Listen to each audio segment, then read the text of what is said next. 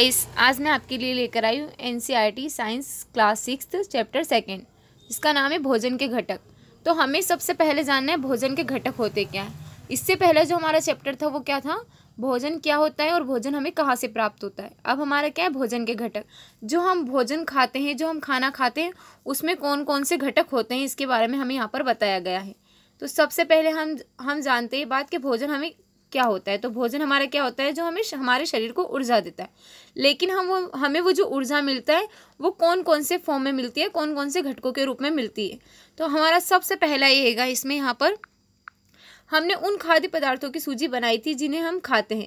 भारत में विभिन्न भागों में खाए जाने वाले भिन्न भिन्न व्यंजनों के बारे में हमने बताया था तथा इन्हें मानचित्र में अंकित किया था। एक प्रकार के भोजन में चपाती, दाल और बैंगन का भरता हो सकता है, तो दूसरे में चावल, सांभर तथा भिंडी हो सकती है। इसके अतिरिक्त अन्य भोजन में अपम, मछली तथा अन्य सब्जियां हो सकती है। तो ऐसे ही हमने अलग अलग प्रकार के जो हमने यहाँ पर भोजन के बारे में देखा था। आमतौर पर हमारे आहार में अन्न से बना कम से कम एक व्यंजन होता है। दूसरे खाद्य पदार्थों में दाल, मांस या कोई व्यंजन तथा सब्जी हो सकती है। इसमें दही, मट्ठा तथा अचार भी शामिल हो सकते हैं। इस तरह के आहार के कुछ उदाहरण हैं जो यहाँ पर हमें दिए हुए हैं। जो हमारा फर्स्ट और सेकंड है यहाँ पर जो हमें बताया गया है, कभी कभी हम अपने भोजन में वस्तुतः इन सभी व्यंजनों को नहीं ले पाते, क्योंकि कभी हम सफ़र में होते हैं या भी हम कहीं पर भी जाते रहते हैं, तो हमको वहाँ पर क्या ये सारी चीज़ें हमको उपलब्ध नहीं हो पाती। लेकिन हमें एक ऐसा व्यंजन जो हमारे पास रखना चाहिए जो हमें की हमारी जो पूर्ति कर सके इन आहारों की। तो इसलिए अब हम यहाँ पर जानेंगे हमारे कुछ आहार दे रखें। सबसे पहला हमारा होता है संतुलित आहार। संतुलित आहार क्या होता है?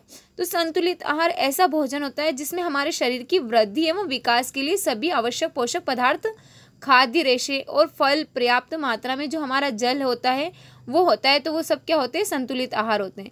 जैसे कि रुक्षांश, खाद्य रेशे, कार्बोहाइड्रेट, वसा, प्रोटीन, खनिज लवण या विटामिन्स, ये सभी हमारे क्या संतुलित आहार के जो है घटक होते हैं। तो सबसे पहले हम यहाँ पर जानेंगे, हमें यहाँ कुछ क्षेत्र दे रखें, कुछ उनके व्यंजन दे रखें और कुछ उनके जो है दाल, मांस व्यंजन का और सब्जियां और अन्य व्यंजन दे रखे। सबसे पहला पंजाब। पंजाब में क्या खाया जाता है? तो पंजाब में खाया जाता है मक्के दी रोटी। फिर उसके बाद में यहाँ पर दाल, मांस में खाया जाता है राजमा। फिर सब्जी में सरसों का साग और फिर अन्य व्यंजन होता है जैसे कि दही या घी। तो दही की वो क्या करते हैं, लस्सी पीते हैं या फिर घी को रोटी पे लगा के खाते हैं। जैसे आंध्र प्रदेश, तो आंध्र प्रदेश में क्या, चावल, अरहर की दाल तथा रसम या चारू, और सब्जी में कुंदरू, और यहाँ पर अन्य व्यंजन में क्या होता है, मट्ठा, घी या अचार। तो ये सारे व्यंजन वहाँ के हैं जो ये क्या होते हैं, ये सभी पौष्टिक व्यंजन होते हैं। अब हम यहाँ पर जो हमने यहाँ पर पढ़ा था, सबसे पहले हम जानते हैं कि प्रत्येक व्यंजन एक या एक से अधिक प्रकार की कच्ची सामग्री से बना होता है जो हमें पादपों या जंतु से मिलता है। सबसे पहला जो हमारी कच्ची सामग्री के संगठन क्या है, इस कच्ची सामग्री में हमारे शरीर के कुछ पोषक आवश्यक घटक होते हैं। सबसे पहले मैंने आपको बताया था क्या होता है, कार्बोहाइड्रेट, प्रोटीन, वसा, विटामिन तथा खनिज लवण होते हैं। इसके अतिरिक्त हमारे भोजन में रुक्षांश तथा जल भी शामिल होता है जिनकी हमारे शरीर को आवश्यकता होती है। जैसे जो अभी मैंने आपको एग्जाम्पल दिया था, जो मैंने अभी आपको डेफिनेशन बताई थी संतुलित भोजन की। तो संतुलित भोजन में सारे जो है यहाँ पर हमने जो घटक बताए, सभी घटक उसमें क्या होते हैं, मौजूद होते हैं। तो ऐसे ही हमारी जो सभी अगर इन घटकों में से अगर हमारे शरीर में कोई घटक अगर मौजूद नहीं होते, किसी की कमी हो जाती है, तो हमारे शरीर में कई सारी बीमारियां पैदा हो जाती हैं। जैसे कि हम यहाँ पर देखते हैं, सबसे पहले हमारा है यहाँ पर कच्ची सामग्री, पके हुए भोजन में कौन सा एक या अधिक पोषक उपस्थित होता है। तो हमने यहाँ पर जान लिया कार्बोहाइड्रेट, प्रोटीन तथा वसा के परीक्षण अन्य पोषक परीक्षणों की अपेक्षा सरल है। तो सबसे पहले हम यहाँ पर कुछ परीक्षण करते हैं। हम सबसे पहले परीक्षण करते हैं, हमें यहाँ पर आयोडीन, कॉपर सल्फेट तथा कास्टिक सोडा के विलयन की आवश्यकता होगी। आपको कुछ परख नलियाँ और ड्रॉपर की भी आवश्यकता होगी। तो सबसे पहले हम किसका परीक्षण कर रहे हैं, कार्बोहाइड्रेट का। तो कार्बोहाइड्रेट जो हमारा रहता है, यहाँ पर कार्बोहाइड्रेट किसी चीज़ में उपस्थित है या नहीं है उसका हम पता लगाएंगे। तो कार्बोहाइड्रेट किस फॉर्म में होता है, एक तो मंडिया तथा सकरा के रूप में होता है। तो सबसे पहले हम यहाँ पर लेंगे, हम परीक्षण कर रहे हैं, तो यहाँ पर हमारा क्या रहता है, आयोडीन का तनु विलयन बनाने के लिए जल से आधी भरी परख नली में कुछ बूंदे टीचर आयोडीन की मिला दीजिए। कॉपर सल्फेट विलयन 100 मिलीमीटर जल में और 2 ग्राम कॉपर सल्फेट घोलने से बन जाता है। ठीक है, 100 मिलीमीटर जल में 10 ग्राम कास्टिक सोडा घोलने में अभिष्ट कोशक सोडा विलयन बन जाता है। तो सबसे पहले हमने यहाँ पर देख लिया कि जो हमारे यहाँ पर कास्टिक सोडा और कॉपर सल्फेट का विलयन कैसे बनता है। अब हम यहाँ पर देखेंगे, जो हमें यहाँ पर दे रखा है मंड। तो हम मंड के परीक्षण के लिए हम सबसे पहले क्या करेंगे, यहाँ पर हम कोई भी एक कच्ची सामग्री लेंगे, उसमें आयोडीन युक्त विलयन जो हमारे यहाँ पर है उसकी कुछ 2-3 बूंदे उस पर डालेंगे। खाद्य पदार्थ के रंग में कुछ हमें परिवर्तन दिखाई देगा, जैसे कि वो नीला और काला हो गया। तो अगर वो नीला और काला हो गया तो हमें उसमें क्या पता चलेगा कि उसमें मंड की उपस्थिति मौजूद है। तो यहाँ पर हमें पता चल जाएगा कि उसमें कार्बोहाइड्रेट मौजूद है या नहीं है। ठीक उसी प्रकार फिर हम क्या करेंगे, यहाँ पर प्रोटीन का परीक्षण करेंगे। प्रोटीन के परीक्षण के लिए हम क्या करेंगे, यहाँ पर एक पेस्ट या कोई चूर्ण बनाने की आवश्यकता होगी। तो सबसे पहले हम खाद्य पदार्थ की थोड़ी सी मात्रा को पीस कर ले लेंगे। उसके बाद उसे एक परख नली में डालेंगे, 10 बूंद जो हमारा जल डालकर उसे अच्छी तरह से हिलाएंगे। और फिर उसके बाद जो हमारा कास्टिक सोडा का विलयन डालेंगे और फिर उसके बाद जो हमारी परख नली को एक तरफ रख देंगे। अब सबसे पहले हम यहाँ पर क्या करते हैं, हमें यहाँ पर किसका पता लगाना है, प्रोटीन का। तो जो हमारा यहाँ पर हम जब उस परख नली को रखेंगे तो उसमें क्या होगा, बैगनी रंग हो जाएगा उसका जो हमारा खाद्य पदार्थ है। तो हमें क्या पता चलेगा, उसमें प्रोटीन की उपस्थिति मौजूद है। ठीक है, ऐसे ही हम वसा का परीक्षण करते हैं। तो वसा के परीक्षण के लिए क्या करेंगे, हम खाद्य पदार्थ की कुछ अल्प मात्रा लेंगे और उसको एक कागज़ के टुकड़े पे जो लपेट के रख देंगे। अब हम जैसे ही उसको कागज़ के टुकड़े पे लपेटेंगे तो उसमें क्या होगा, यहाँ पर कि कागज़ को ऐसे हम उसको लपेटेंगे ताकि वो कागज़ का टुकड़ा फट ना जाए, और हम उसे सीधे उसमें रख देंगे और उसको थोड़ा सा दबाएंगे तो उस पर क्या हो जाएगा, तेल के धब्बे बन जाएंगे। कभी कभी ऐसा भी होता है कि तेल के धब्बों के साथ साथ हमारा जो व्यंजन होता है उसमें क्या होता है, जल भी होता है। तो कहीं वो जल का धब्बा ना लग जाए, इसलिए हम उसको थोड़ा सा सुखा करके देखेंगे कि उसमें वाकई में तेल है या नहीं। अगर उस पर तेल का धब्बा लग जाता है तो हमें पता चल जाएगा कि उसमें जो है वसा की उपस्थिति है। तो हमने यहाँ पर जो है सबसे पहले हमने प्रोटीन, वसा, कार्बोहाइड्रेट का हमने पता लगाया कि हमें कैसे कैसे इन सब चीज़ों का पता चलता है कि कौन सी चीज़ में क्या क्या मौजूद है। अब हमें यहाँ पर एक जो दे रखी है, यहाँ पर कुछ यहाँ पर हमें तालिकाएं दे रखी है। सबसे पहले हमें दे रखा है कच्चा आलू, मंड उपस्थित है यानी प्रोटीन, मंड उपस्थित है यानी वसा। ऐसे हमें यहाँ पर क्या लगाना है, इन सारी चीज़ों के बारे में पता लगाना है। तो ये आपका होमवर्क है। आप मुझे इसका जो कमेंट बॉक्स में कमेंट करेंगे कि यहाँ पर जो है मूंगफली में होता है या नहीं होता है प्रोटीन वगैरह, ये सारी चीज़ें आप मुझे कमेंट बॉक्स में कमेंट करेंगे। अब जो हमने यहाँ पर देखा था कार्बोहाइड्रेट के कुछ यहाँ पर भोजन जो होते हैं, तो हम यहाँ पर जो कार्बोहाइड्रेट के भोजन है वो देख लेते हैं। हमारे जो कार्बोहाइड्रेट होता है, सबसे पहला हमारा जो होता है कार्बोहाइड्रेट, तो कार्बोहाइड्रेट क्या देता है, हमें ऊर्जा देने वाला भोजन होता है। सबसे पहले जो हमारा कार्बोहाइड्रेट है हमें ऊर्जा देता है। तो इसमें हमारा कार्बोहाइड्रेट में हमें क्या क्या हो जाता है, जैसे शकरकंदी, आलू, गन्ना, पपीता, तरबूज, आम, मक्का, बाजरा, चावल, गेहूँ, ये सभी क्या है, हमारे कार्बोहाइड्रेट युक्त भोजन है। ये हमें क्या देते हैं, हमारे शरीर को जो ऊर्जा प्रदान करते हैं। अब जो हमारे यहाँ पर है, इसके अलावा जो हमें दे रखा है यहाँ पर मूंगफली, तिल, गिरी, ये सारे हमें यहाँ पर दे रखे हैं। उसके बाद हमें जो मांस, घी, दूध, मक्खन, क्रीम वगैरह, ये सारे अंडे वगैरह हमें सब कुछ दिया हुआ है यहाँ पर। तो हमारा जो फर्स्ट वाला है यहाँ पर, इसमें हमें क्या पता चल रहा है, जो हमें घी, नारियल का तेल, सोयाबीन, मूंगफली का तेल, इन सब से हमें क्या पता चल रहा है, ये सभी काय के हैं, वसा के। और वसा से भी हमें क्या मिलती है, वसा से भी हमें ऊर्जा मिलती है। अब हमारा जो यहाँ पर प्रोटीन, तो प्रोटीन से हमें क्या होता है, जो हमारे ये प्रोटीन है ये हमें कहाँ से मिलता है, जंतु के स्रोत है और कुछ पादप स्रोत भी रहते हैं। तो ये सारे जंतु के स्रोत है जिससे हमें क्या मिलता है, प्रोटीन। अब हमें यहाँ पर कुछ दे रखा है, जैसे कि चना, मूंग, तुअर दाल, राजमा, सोयाबीन, मटर, ये सब हमारे क्या होते हैं यहाँ पर,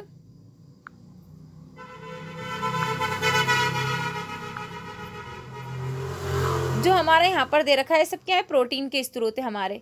जैसे कि पनीर, अंडे, दूध वगैरह, ये सभी हमें क्या होते हैं, सबसे पहले जो हमारे यहाँ पर दे रखे हैं हमको, ये सब क्या है, पादप उत्पाद है।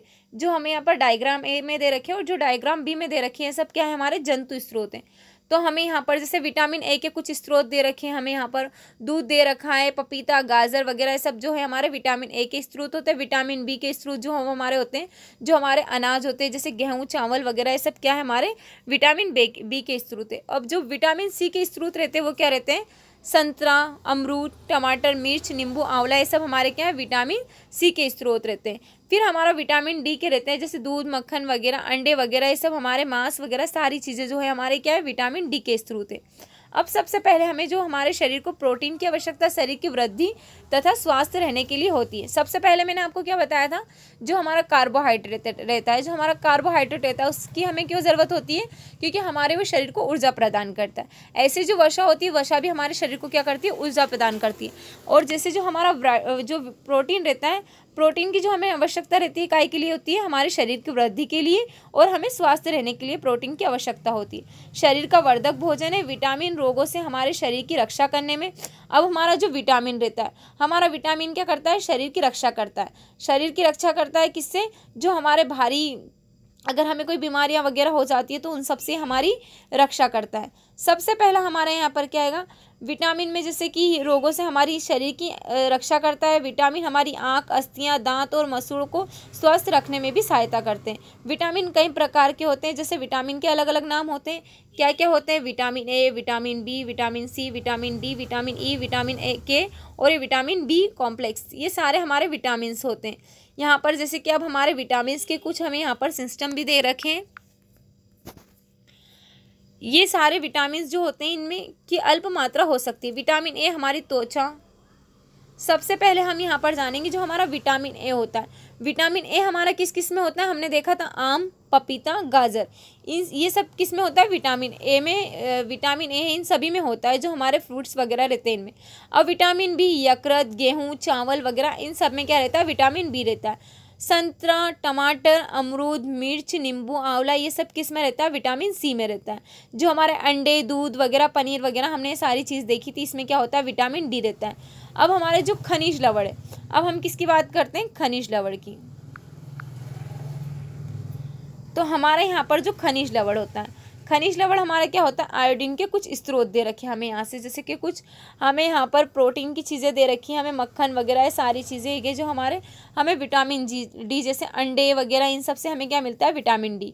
और ख़ास करके हमें यहाँ पर दे रखा हमारे शरीर भी सूर्य के प्रकाश की उपस्थिति में से विटामिन डी बनाता है। जब हमें विटामिन डी की आवश्यकता होती है तो जो सूर्य की किरणें हमारे ऊपर पड़ती है तो हमारे शरीर को क्या देती है, विटामिन डी देती है। तो हमें यहाँ पर अलग अलग प्रकार के विटामिन की ज़रूरत पड़ती है। ठीक उसी प्रकार जैसे कि हमें फास्फोरस के स्रोत दे रखे हैं यहाँ पर, जैसे कि अदरक वगैरह, ये सारे हमारे जो चुकंदर वगैरह सब फास्फोरस के। अब लोह के स्रोत भी दे रखे हैं हमें, जैसे दूध, गेहूँ, चावल, यहाँ पर जो हमारे केले वगैरह। कैल्शियम के स्रोत, कैल्शियम के क्या, सेब, पालक, ये अमरूद वगैरह, ये मांस वगैरह सब क्या है, कैल्शियम के स्रोत हैं। फिर उसके बाद हमारे जो खनिज लवण है, खनिज लवण के हमें यहाँ पर दे रखे अंडे, दूध वगैरह सब क्या है, खनिज लवण। अब सबसे पहले हम जानने की कोशिश करते हैं खनिज लवण। तो खनिज लवण क्या करता है, खनिज लवण जो हमारी शरीर की रक्षा करता है, कैसे कि जैसे कि हमारा आयरन, आयरन किस में होता है, हरी पत्तेदार सब्जियों में आयरन होता है। कैल्शियम, तो कैल्शियम किस में होता है, हमारा दूध, अंडे, दाल, मांस वगैरह में सब में क्या होता है, कैल्शियम। फास्फोरस, फास्फोरस किस में होता है, हमारा दूध, हरी सब्जियां, बाजरा वगैरह में। आयोडीन, आयोडीन किस में होता है हमारा, तो आयोडीन होता है आयोडीन युक्त नमक, और जो हमारे समुद्री भोजन होते हैं उसमें क्या होता है, आयोडीन युक्त नमक। अब हमारे शरीर की खनिज लवण की आवश्यकता अल्प मात्रा में होते हैं। शरीर के उचित विकास तथा अच्छे स्वास्थ्य के लिए प्रत्येक खनिज लवण की आवश्यकता होती है। विभिन्न खनिज लवण के कुछ स्रोत है, अधिकांश पदार्थों में एक से अधिक पोषक तत्व होते हैं। ये हमने देखा था, हमारा जो है उदाहरण के लिए चावल में कार्बोहाइड्रेट की मात्रा तथा दूसरे पोषकों से अधिक होती है। इस आधार पर हम यह कह सकते हैं कि चावल कार्बोहाइड्रेट समृद्ध भोजन है। हमको पता चल गया कि चावल में क्या होता है, कार्बोहाइड्रेट। वैसे हमारा जो यहाँ पर होता है, पोषक के अलावा शरीर को आहारी रेशों तथा जल की भी आवश्यकता होती है। अब ऐसा तो नहीं कि हम सिर्फ चावल को खाकर ही हम अपना जीवन यापन कर सकते हैं, हमें अलग अलग घटकों की हमारे शरीर को आवश्यकता होती है। आहारी रेशे रुक्षांश के नाम से भी जाने जाते हैं। हमारे खाने में रुक्षांश की पूर्ति मुख्यतः पादप उत्पादों से होती है, जैसे कि रुक्षांश, रुक्षांश क्या होते हैं, हमारे जो यहाँ पर होते हैं आहारी रेशे होते हैं, जैसे कि उसमें होता है साबुत खाद्यान्न, दाल, आलू, ताजे फल और सब्जियाँ, ये सब क्या है, रुक्षांश होते हैं। रुक्षांश हमारे शरीर को कई पोषक प्रदान करते हैं, फिर भी हमारे भोजन का आवश्यक अवयव है और इसका आयतन बढ़ा देते हैं। रुक्षांश बिना पचे भोजन को बाहर निकालने में हमारे शरीर की सहायता करते हैं। अब रुक्षांश, तो रुक्षांश के बारे में हम जानते हैं कि रुक्षांश क्या होते हैं, जो हमारे कच्चे फल वगैरह होते हैं, ये सारे क्या होते हैं, हमारे रुक्षांश होते हैं। तो रुक्षांश क्या करते हैं, हमारे शरीर की जो हमारा खाना जो पचा हुआ नहीं रहता, अपचित भोजन, जो हमारा अपचित भोजन रहता है उसको बाहर निकालते हैं। और रुक्षांश हम किसको कहते हैं, आहारी रेशे को। तो अपचित भोजन को ये बाहर निकाल देते हैं। अब जल, जल हमारे शरीर में हमें जल की आवश्यकता क्यों होती है, क्योंकि हमारा जो शरीर है वो कितना है, 70% जल से मिलकर बना हुआ। कितना, 70%। जल भोजन में उपस्थित पोषकों को अवशोषित करने में शरीर में की सहायता जो हमारा यहाँ पर है, सहायता करता है अपशिष्ट पदार्थों जैसे मूत्र या पसीने और शरीर के बाहर निकालने में सहायता करता है। जो हम जल पीते हैं उससे क्या होता है, हमारा वो जो जल है हमारा वहाँ पर हमारे पेट के थ्रू होकर के हमारी मूत्र नली में जाता है और उसके बाद में वो क्या बनाता है हमारे लिए, हमें उससे हमें मूत्र आता है, फिर उसके बाद पसीना निकलता है हमारे शरीर से। तो ये सब क्या होता है, हमें हमारे शरीर के लिए सभी सारी जो प्रोसेस है बहुत ज़रूरी होती है। शरीर को जितने जल की आवश्यकता होती है वो हमें उन वस्तुओं से प्राप्त होता है। जैसे कि हमें शरीर में जल की आवश्यकता होती है, तो हम सिर्फ जल, ऐसा नहीं कि सिर्फ पानी पी के हम हमारे जल की पूर्ति कर सकते हैं। हम किन किन चीज़ों से जल की पूर्ति कर सकते हैं, जैसे कि दूध, चाय, कॉफ़ी वगैरह, जूस वगैरह, या फिर जो हम विटामिन सी के से हम संतरा वगैरह खाते हैं, तरबूज वगैरह, इन सब में भी क्या होता है, जल मौजूद होता है। तो हम इन सब से हमारी जल की पूर्ति कर सकते हैं।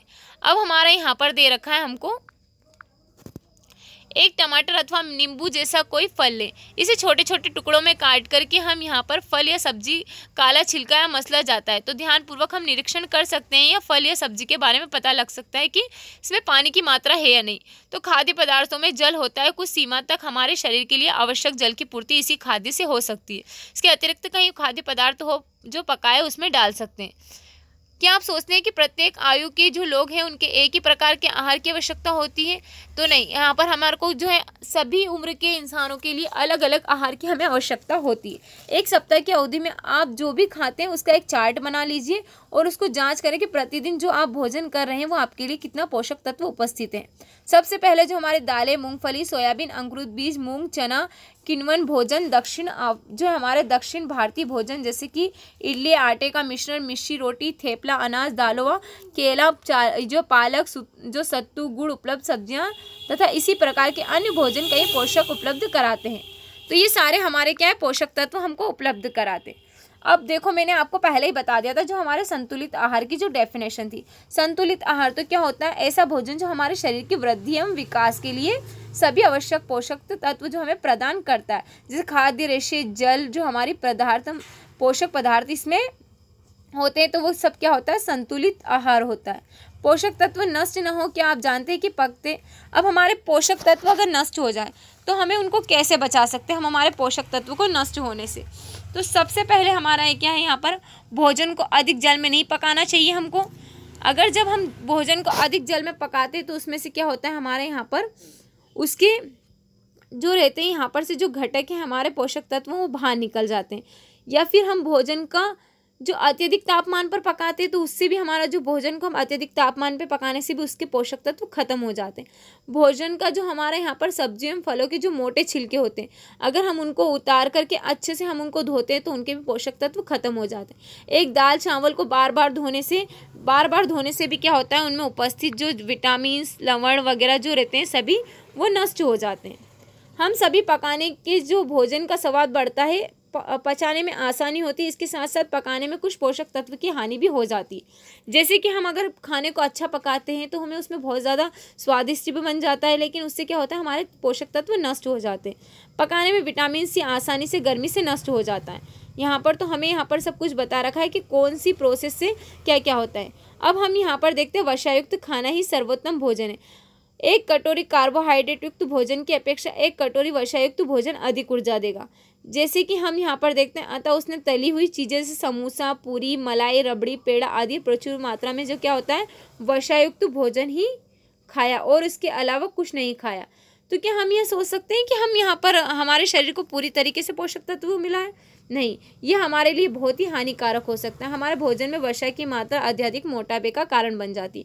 जो इंसान मोटा होता है तो मोटा क्या होता है, हमारे शरीर में वसा की मात्रा बढ़ जाने से क्या होता है, हमें मोटापा मिलता है। अब अभावजन्य रोग जो हमारा होता है, अभावजन्य रोग क्या होता है, जब हमारे शरीर में कार्बोहाइड्रेट, वसा, प्रोटीन, जो खनिज, लवण और विटामिन की कमी हो जाती है, इन सभी की, तो हमारे शरीर में क्या होता है, अभावजन्य जो है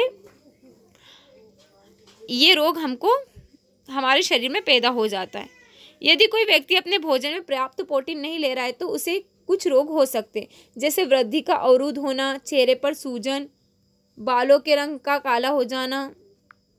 ये सारे क्या होता है हमारे यहाँ पर, जैसे बालों का रंग अगर हमारा काला होता है तो सफ़ेद हो जाता है। यदि कार्बोहाइड्रेट और प्रोटीन दोनों ही किसी व्यक्ति के आहार से लंबे समय तक अगर अनुपस्थित रहते हैं, जैसे कि हम अगर हमारे शरीर में हमें प्रोटीन और कार्बोहाइड्रेट की बहुत ज़्यादा आवश्यकता होती है, लेकिन अगर हमारे लंबे समय तक अगर ये नहीं होते हमारे शरीर में, तो हमें क्या होता है, हमारे शरीर की जो वृद्धि रुक जाती है, उसके बाद दुबला पतले हो जाते हैं हम, और हमारा जो है यहाँ पर हमारे शरीर का जो है यहाँ पर एक वृद्धि जो हमारे शरीर की होती है, हम जैसे बढ़ने लगते हैं, कुछ चीज़ खाते हैं, ये हमारे अंदर जो हम थोड़े से मोटे वगैरह भी हो जाते हैं, हमारे शरीर में जो भी वृद्धि होती है वो सब रुक जाती है। किस वजह से रुक जाती है? अगर हमारे शरीर में प्रोटीन या कार्बोहाइड्रेट की कमी हो जाती है।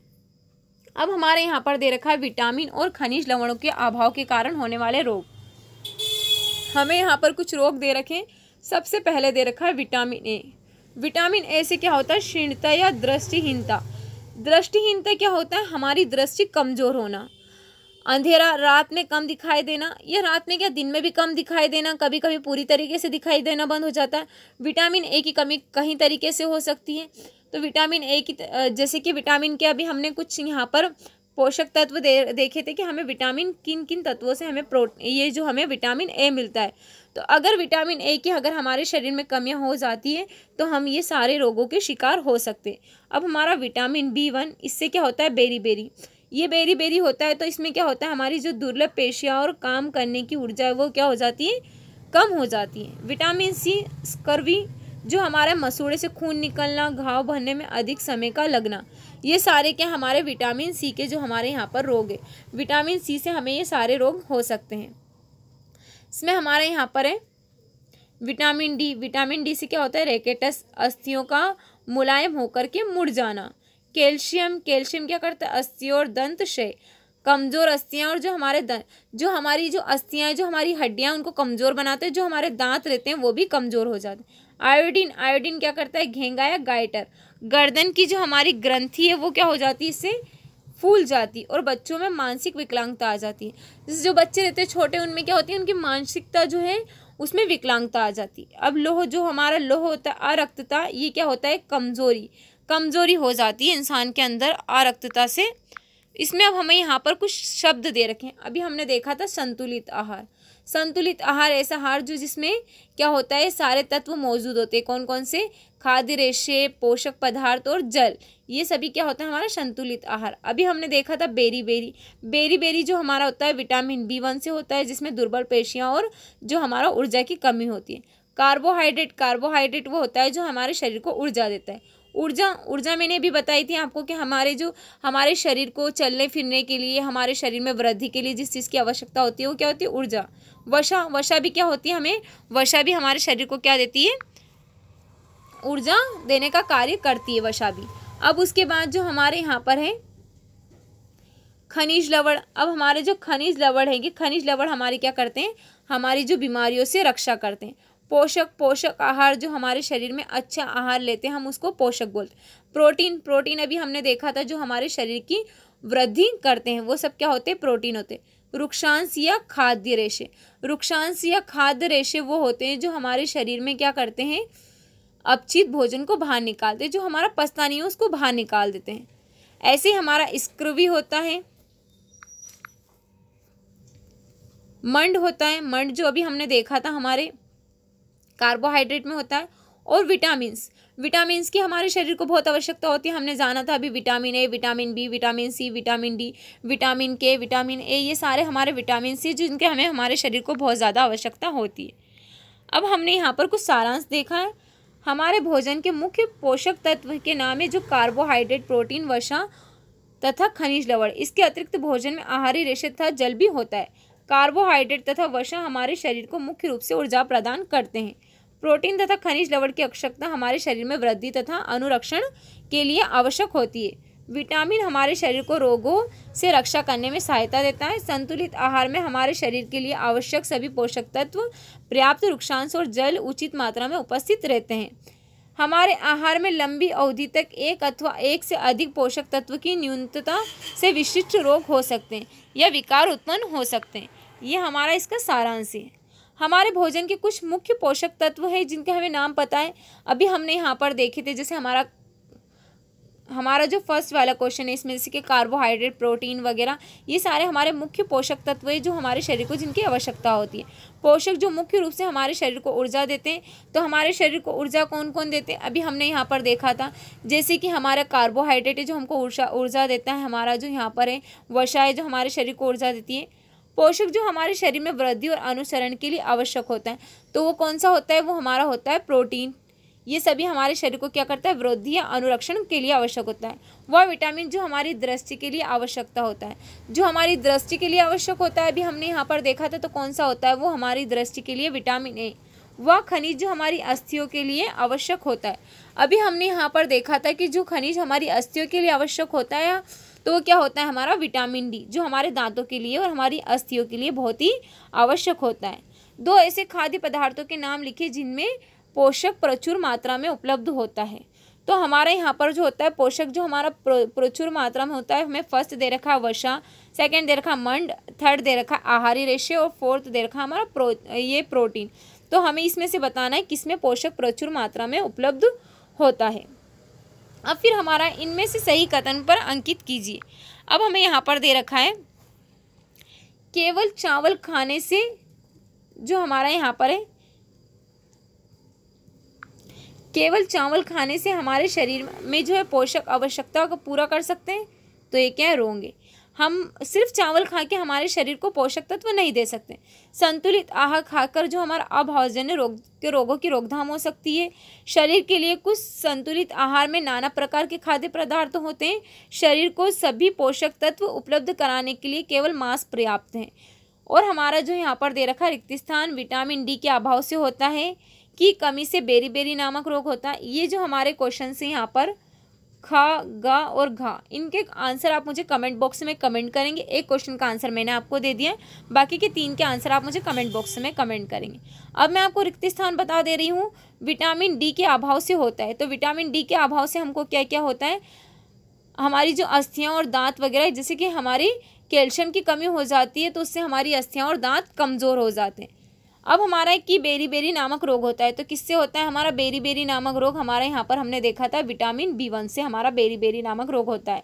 विटामिन सी के अभाव से नामक रोग होता है, तो हमारा विटामिन सी के कौन सा होता है, स्क्रवी रोग होता है। हमारे भोजन के अभाव से रतौंधी होती है, तो किससे होती है, हमारी रतौंधी जो होती है हमारा, इस क्वेश्चन का आंसर आप मुझे कमेंट बॉक्स में कमेंट करेंगे कि हमारे जो भोजन में किस चीज़ की कमी के अभाव से हमारे शरीर में रतौंधी होती है। अब हमें यहाँ पर कुछ जो परियोजना या परिकल्पनाएं दे रखी हैं, आप इनको अच्छे से देख लीजिएगा। आज के लिए इतना ही रखते हैं। उम्मीद है जो आज का हमारा चैप्टर है आपको अच्छा लगा। अगर आज का जो हमारा चैप्टर आपको अच्छा लगा है तो आगे के इसी तरह के चैप्टर पाने के लिए हमारे चैनल को सब्सक्राइब करें और बेल आइकन को दबाना ना भूलें। और अगर आपको हमारा चैप्टर वाकई अच्छा लगा है तो एक छोटा सा लाइक तो ज़रूर बनता है।